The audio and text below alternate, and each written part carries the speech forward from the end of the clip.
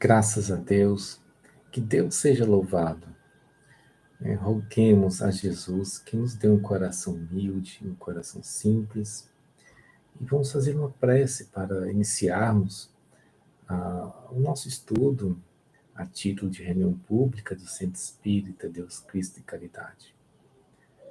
Jesus, Divino Amigo, pedimos humildemente que nossos corações sejam melhores, mais cheios de paciência, resignação, bondade e amor a Deus sobre todas as coisas. Então, graças a Deus, hoje é um dia assim que tem a sua importância, pois iniciaremos o volume 2 dos 4 evangelhos. Aqui está o segundo volume. A obra original foi em 3 volumes, editada. O Guilom Ribeiro, aqui no Brasil, ao traduzir, optou por segmentar em 4 volumes, deixando o Evangelho de João, pela sua unidade, formar o quarto, né, somente ele. E os demais evangelhos, os 3 outros, os 3 primeiros. Iremos hoje dar início ao segundo tomo, o segundo volume. Desde o início, trabalhamos aqui no canal do YouTube o primeiro volume. A abertura deste volume é a respeito da prece, um tema essencial para o cristianismo, para o espiritismo, que é o cristianismo verdadeiro, e importante para o nosso coração, para a nossa vida cotidiana, a nossa relação com o plano superior da vida. A passagem do Evangelho destacada nesta parte, que Jean-Baptiste Rostan ele elenca como base de comunicação dos espíritos, é aquela parte do Evangelho de Mateus, capítulo 5, versículo 7 até o 11º, que diz: Pedi e se vos dará, buscai e achareis, batei e se vos abrirá. Porquanto quem pede recebe, quem procura acha, e aquele que bate se abre. Qual dentre vós dá uma pedra ao filho quando este lhe pede pão? Ou, se pedir um peixe, qual lhe dará uma serpente? Ora, se, sendo maus como sois, sabeis dar boas coisas aos vossos filhos, com mais forte razão, vosso Pai que está nos céus, boas coisas dará aos que lhas pedirem. Há um texto com sentido convergente no Evangelho de Lucas, que o Cristo diz que eu vos digo, pedi e se vos dará, procurai e achareis, batei e se abrirá. E assim continua, acrescentando a metáfora, uma metáfora não existente no Evangelho de Mateus, que é, ou se lhe pedir um ovo, lhe dará um escorpião. A diferença é circunstancial. A leitura deste trecho sobre a prece deve ser feita conjugada com o capítulo 27 e capítulo 28 do Evangelho segundo o Espiritismo. Ambos capítulos tratam sobre o mecanismo da prece, o valor do pensamento, da vontade na prece, a eficácia da prece e os recursos utilizados na prece. Não há como ter uma compreensão completa da prece, pois trata-se de um tema infinito, com abordagens igualmente sem fim, todas importantes, iremos seguir a trilha argumentativa dos evangelistas aqui nos 4 evangelhos. E o primeiro tema que abordam é que nada façamos sem antes pedir a Deus a sua assistência. Tudo na nossa vida, atos mínimos ou aqueles atos de maior repercussão, maior importância, sejam feitos com a inspiração da prece. A prece diz muito da postura moral daquele que começa qualquer ato. Diz da postura da humildade, revela compreensão das leis de Deus, revela humildade perante as vontades divinas. Então, tudo que fizermos, essa é uma recomendação de extrema importância, que irá pacificar nossos espíritos e nos dar intuição e nos dar força para toda e qualquer ação. Por que pedir assistência? Porque tem um atributo de Deus, que é a suprema bondade, a justiça.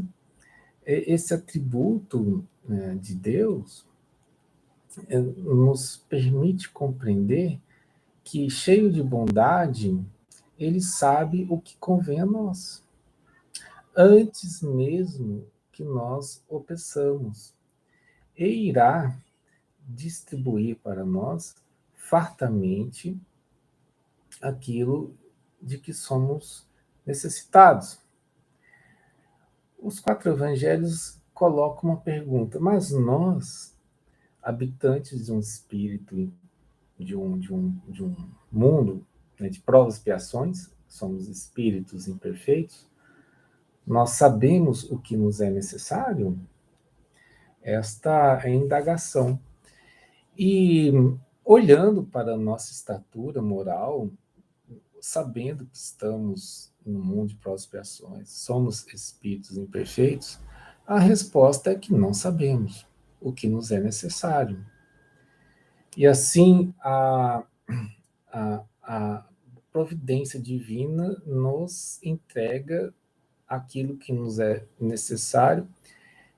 Dentro do necessário estão também as provas e expiações, porque elas se apresentam em determinado momento de nossas existências necessárias. E por isso, a nossa prece, comenta os 4 evangelhos, não há de ser pedindo a Deus que as expiações, as provas deixem de existir ou não venham a existir, alterando-se a vontade perfeita e suprema de Deus. Não. A vontade estabelecida por Deus é perfeita. A perfeição é um atributo de Deus. Então, tudo que ocorre nos universos e nas nossas vidas ocorre com os desígnios divinos marcados pela perfeição.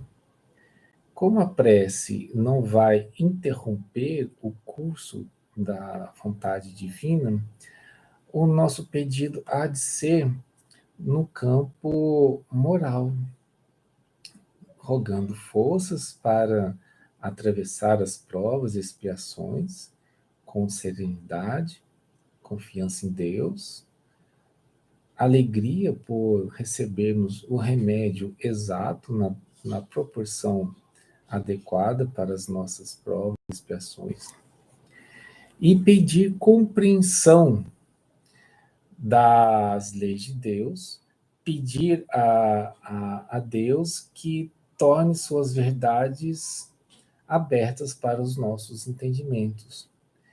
Entendendo a razão do sofrimento, entendendo a razão das dificuldades, das provas e expiações, nós vamos vivê-las com serenidade, paciência e resignação.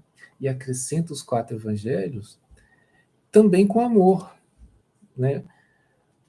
Também com amor, ainda que extremamente rigorosas sejam estas provas e essas expiações. Entender a justiça e a bondade de Deus em todos os eventos, inclusive naqueles que atingem o nosso coração na modalidade de sofrimento, de angústia, de dificuldade a ser superada, quando entendemos que a justiça e a bondade de Deus, nós passamos a ter fortaleza moral, a não nos desesperarmos diante de uma dificuldade, a vivermos com amor a Deus sobre todas as coisas, sem reclamar, sem lamuriar, pois uma prova expiação vivida com a reclamação, ela tem decrescido o seu valor. Agora, né, nós perdemos o valor de viver a prova expiação quando reclamamos, lamuriamos. Quando estamos resignados, o efeito pedagógico das provas e expiações nos faz evoluir. E assim, complementa os 4 evangelhos, além de pedir compreensão das leis de Deus, compreensão da razão pela qual sofremos e temos dificuldades, podemos pedir a assistência dos bons espíritos e pedir força para que não reincidamos, não venhamos a cometer de novo os erros que desencadearam o nosso sofrer. Lembremos que para compreender a ideia de justiça no sofrimento, é todo interessante ler o capítulo 5º do Evangelho segundo o Espiritismo. E quando Cristo diz, pedi e se vos dará, ele deixa claro que Deus não se mantém surdo aos pedidos dos seus filhos. Não há uma prece sequer que não haja resposta. Que a resposta vem gravada pela perfeição e bondade de Deus. Então, graças a Deus, vamos fazer nossa prece de encerramento. Sim, estamos terminando. Visitas dos meus filhos. E vamos pedir a Deus que nos dê paciência, calma nas dificuldades, nas contrariedades, lembrarmos da prece, termos a resignação, a vontade de amar a Deus sobre todas as coisas. E nunca nos desesperarmos diante de uma dificuldade, ainda que extrema. Obrigado, Jesus. Nos ampare o coração. Nos fortaleça. Nos dê lealdade ao vosso Evangelho, para que lembremos de vossas palavras.